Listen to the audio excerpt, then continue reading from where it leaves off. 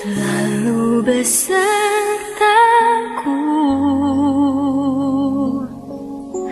setiap detik, setiap waktu. Kau perhatikanku,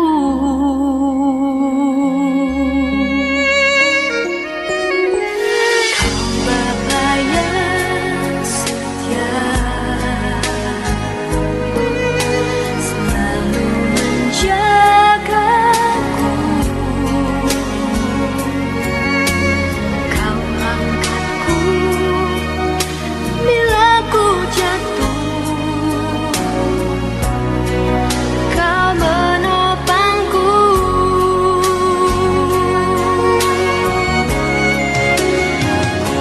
berikan syukurku buat kebaikanmu. Ku berikan syukurku buat pertolonganmu, sebab kau jadikanku berharga di matamu. Kau Bapa yang baik, ku mengasihimu.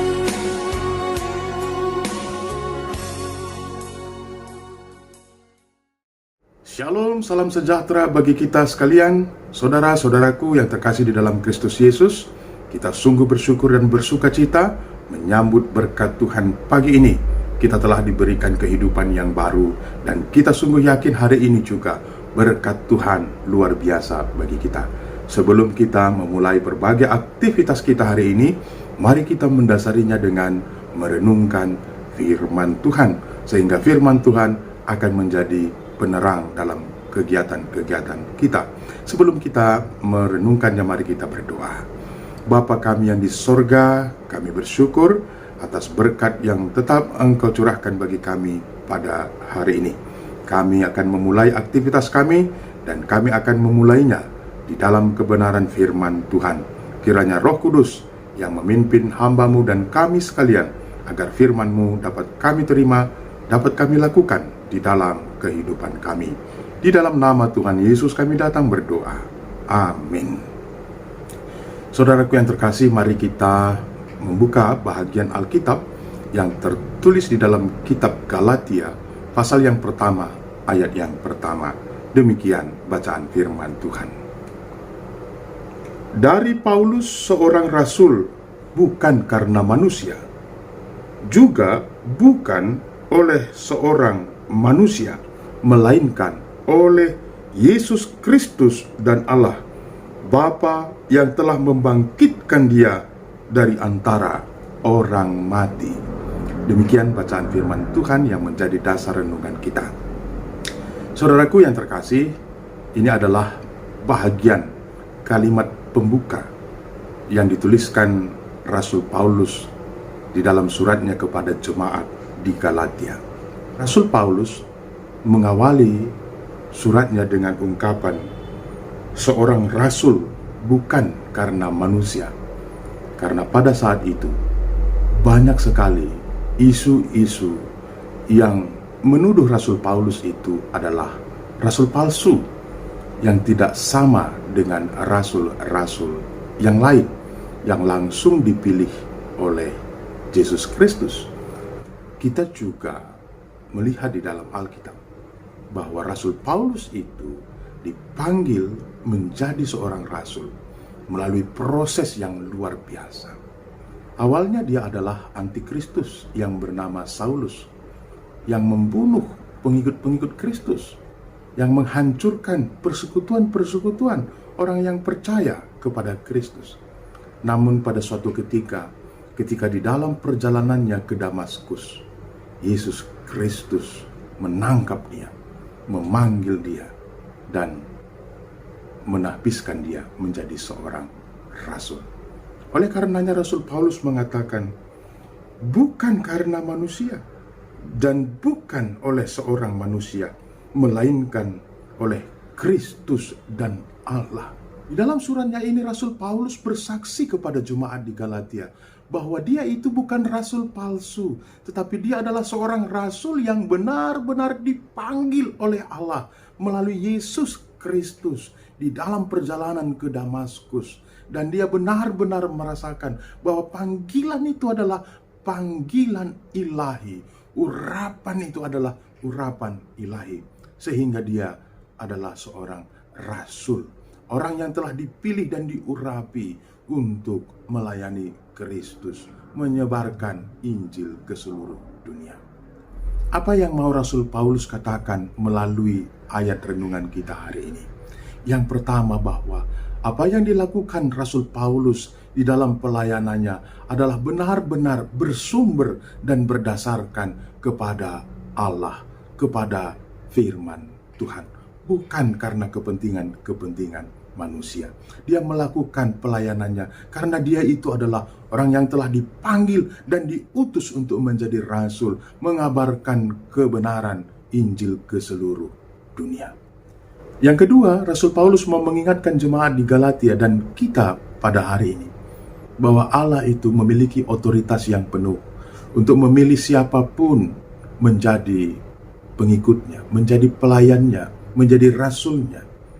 Paulus sendiri adalah antikristus, namun setelah dipilih menjadi rasul, dia itu menjadi seorang pelayan Kristus yang luar biasa. Dan itu berlaku hingga pada saat ini.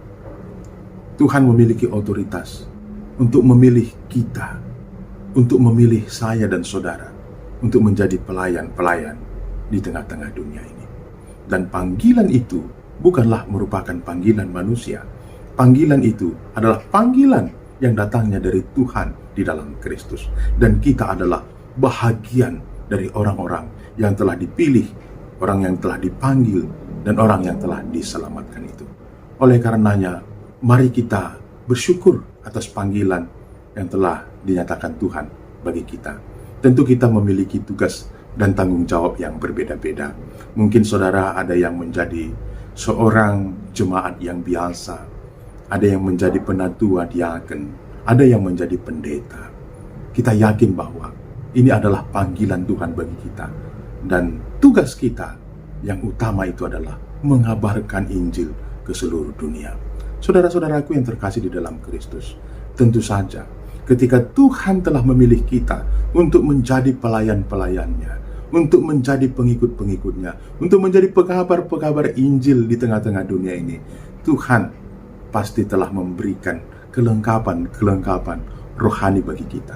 Demikianlah yang dikatakan oleh Rasul Paulus kepada jemaat di Galatia, bahwa Tuhan telah mengaruniakan talenta-talenta di dalam kita melakukan tugas dan tanggung jawab pelayanan.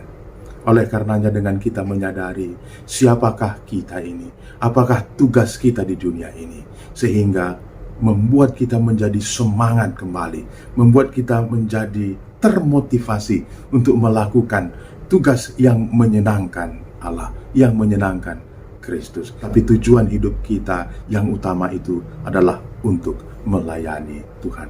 Oleh karenanya, ketika ada masalah-masalah yang kita hadapi di tengah-tengah keluarga, di tengah-tengah lingkungan kita, segera kita memohon pertolongan yang datangnya dari Tuhan, kekuatan yang datangnya dari Tuhan, sehingga kita bisa mengatasi semua persoalan-persoalan itu, sehingga kita tetap mampu menjalankan tugas dan tanggung jawab kita yang utama, yaitu mengabarkan Injil kepada semua orang yang ada di sekitar kita. Ketika kita terkungkung di dalam masalah-masalah kita, menghabiskan waktu dalam pergumulan-pergumulan kita, konflik-konflik internal kita, sebenarnya itu adalah hal-hal yang menghambat kita untuk melakukan kemajuan di dalam penginjilan. Oleh karenanya, ketika ada tantangan-tantangan yang kita hadapi pada saat ini, yang kita tahu pun bahwa hasilnya itu tidak akan menghasilkan kebaikan, mari kita tinggalkan itu. Mari kita kembali fokus kepada tugas dan tanggung jawab utama kita. Tuhan Yesus yang memberkati, yang memampukan kita untuk melakukan tugas dan tanggung jawab kita. Mari kita bersatu di dalam doa. Bapa kami yang di surga, kami bersyukur atas sapaan firman-Mu hari ini yang mengingatkan kami untuk menyadari bahwa kami ini adalah orang-orang yang telah Engkau pilih untuk melakukan rencana-rencana yang besar yang Kau kehendaki di tengah-tengah dunia ini. Banyak sekali tantangan-tantangan yang kami hadapi sehingga kami terkadang lupa untuk melakukan tugas dan tanggung jawab apa yang Kau perintahkan bagi kami. Oleh karenanya Engkau mampukan kami semakin diperlengkapi untuk dapat melakukan tugas dan tanggung jawab kami untuk bermarturia koinonia dan diakonia. Bapa kami yang di surga, pada saat ini juga kami mau mendoakan secara khusus anak-anak Tuhan, jemaat Tuhan di GBKP Runggun Cibubur. Engkau yang memberkati pendeta, penatua, diaken, dan semua jemaat-jemaat Tuhan agar tetap mampu melakukan tugas dan tanggung jawab pelayanan di tengah-tengah gereja, di tengah-tengah dunia. Demikian juga Engkau berikan kesehatan kepada seluruh jemaat Tuhan sehingga dapat melakukan aktivitasnya dengan tidak kurang suatu apapun. Dan ketika pada saat ini ada jemaat-Mu yang sedang bergumul dalam sakit penyakit yang mereka derita, Tuhan berkati obat, makanan, minuman yang mereka konsumsi yang akan mendatangkan pemulihan bagi mereka. Ketika ada anak-anak Tuhan yang menghadapi pergumulan hingga pada saat ini, ya Tuhan, Engkau berikan solusi, Engkau berikan hikmat sehingga mereka dapat mengatasinya di dalam berlandaskan kebenaran firman Tuhan.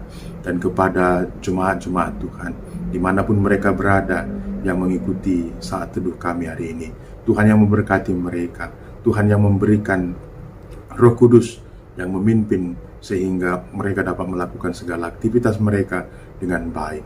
Bapa kami yang di surga, kami masih tetap juga berada di tengah-tengah situasi pandemi. Kami memohon dengan kerendahan hati kami agar Tuhan yang memberikan imunitas yang luar biasa bagi kami, dan Tuhan juga yang memberikan hikmat bagi kami, sehingga kami tetap berhikmat untuk menjalankan semua protokol kesehatan, dan kami juga dapat menjadi anak-anak Tuhan yang memutus mata rantai perkembangan COVID ini. Ketika ada anak-anak Tuhan yang sedang diisolasi, yang sedang terpapar, yang sedang dirawat, Tuhan berkati, Tuhan yang memberikan kesembuhan, Tuhan yang memberikan hikmat kepada pemimpin-pemimpin kami sehingga dapat melakukan yang terbaik untuk mengatasi masalah pandemi ini. Bapa kami yang di surga, kami mau beraktivitas, kiranya Roh Tuhan yang memimpin kehidupan kami, yang menjauhkan kami dari segala mara bahaya. Di atas semua itu ampunkan kami akan segala dosa pelanggaran kami, agar kami layak disebut anak-anak Tuhan. Terima kasih Bapa, dengarkanlah doa syafaat kami, karena kami datang di dalam nama Tuhan Yesus Kristus Juru Selamat kami yang hidup. Amin. Selamat beraktivitas, Tuhan Yesus memberkati.